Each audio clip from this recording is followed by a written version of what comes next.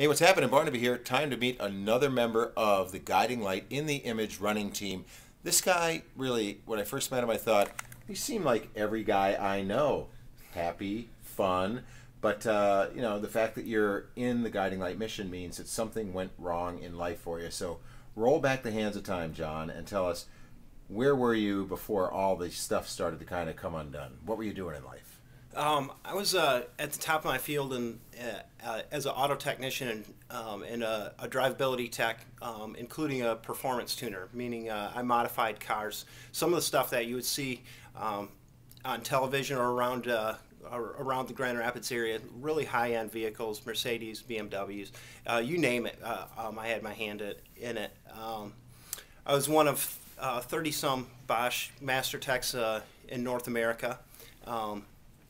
That would be, that's about as high as you can go, and one of the best schoolings you can go to is Bosch, covering a wide variety of vehicles. And I really was meeting exceeding really every goal that I had ever set for myself, and climbed to the top of the ladder as far as success. Everything was supposed to be, this major accomplishment.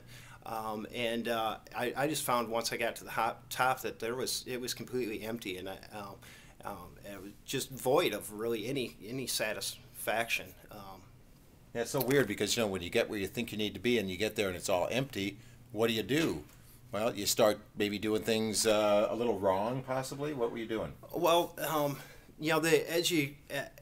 in your young 20s and mid 20s, especially the automotive scene, there's a lot of drugs and alcohol that go around, and I hadn't touched it till that time. I was very goal orientated. I was very sports orientated. So I never needed any of that stuff. I had a lot of things that I did for adrenaline rushes, and I found at that point I found alcohol. And it was a new way for me to put a mask on, because what I really wanted people to accept me. I wanted them to think I was a great guy, because of the accomplishments I had.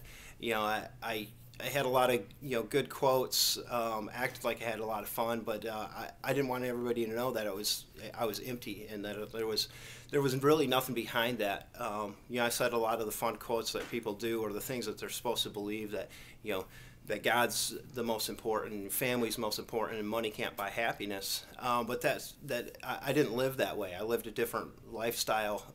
I would say those things. I truly thought that I believed them, but I bought the cars that went with the money. I strived for the money, the house, the motorcycles, you name it. I tried to fill those voids.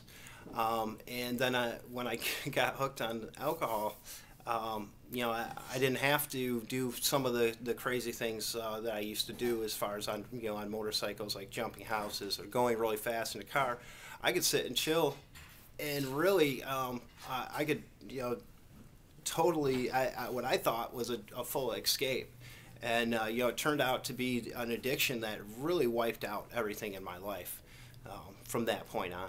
Yeah, so you end up in a mission, and a lot of people think that's just kind of like a way station for people, that they're not actually improving their lives. They're just waiting for the next opportunity to maybe catch a buzz or do something. I mean, that's what the average person driving by a mission thinks.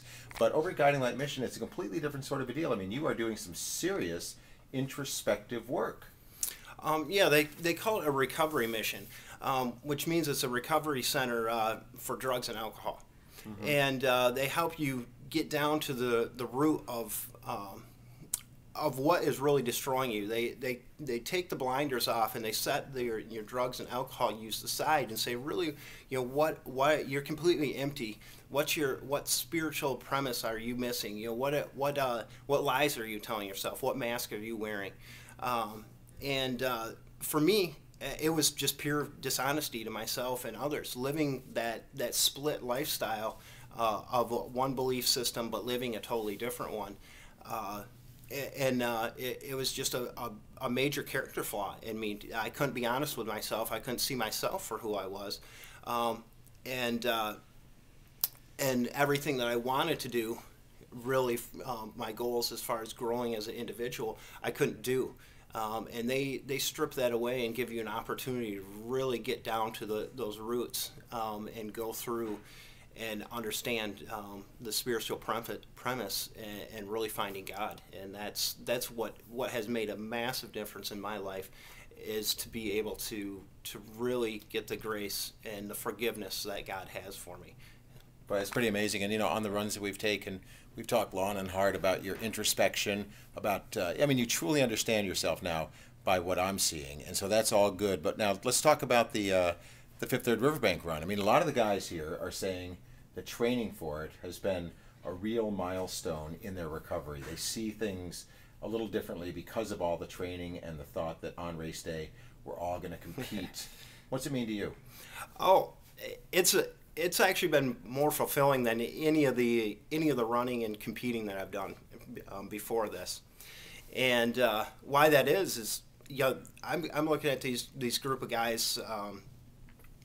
They're really, you're at the bottom of where you are ever will be in life.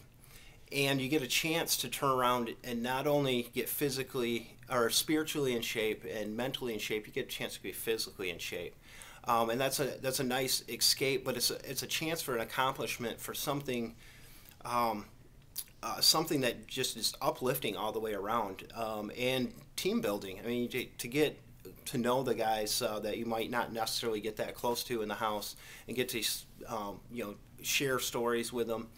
And the overall accomplishment, once they start getting a few days in and they start finding out, hey, I can actually do this. It brings a huge smile to their face. And myself, I can barely even describe it. That opportunity to be a part of that, to encourage in whatever way I can, and also to hopefully somebody will grab it and say, hey, if these guys can do it, I can get out and do a little, get a little exercise in, get a maybe volunteer, or maybe even take themselves from their worst place in life and get in someplace and catch some recovery that's mostly needed. Many of us, if we didn't go to Guiding Light, we wouldn't be with you today. We would literally be dead. And I would be fit in that category. I would have either taken my life, which I was very close to, or I would have simply OD'd and just simply died in my own room. And hopefully I can grab somebody's attention and say, hey, I felt that way. I told these stories and these lies to myself, and this got me honest with myself, and I had a new chance at life, and you can do it as well. Well, I'll tell you what, it is an amazing thing getting to know these guys. And I invite you to dig deep into the website, into the charity partners blogs, to get introduced to each and every one of the members of the Guiding Light in the Image running team, because we're going to reveal them incrementally as we go along, and also keep track of the training, the stories, the successes and failures along the way. But definitely be at the start line on May 14th for the Fifth Third Riverbank Run, and look for the guys in the yellow shirts, because they, among all the other competitors, are running for a reason that is life itself. It's really an amazing story, folks. It's cool. So check back often, all right? See you. Thanks, John. Thanks.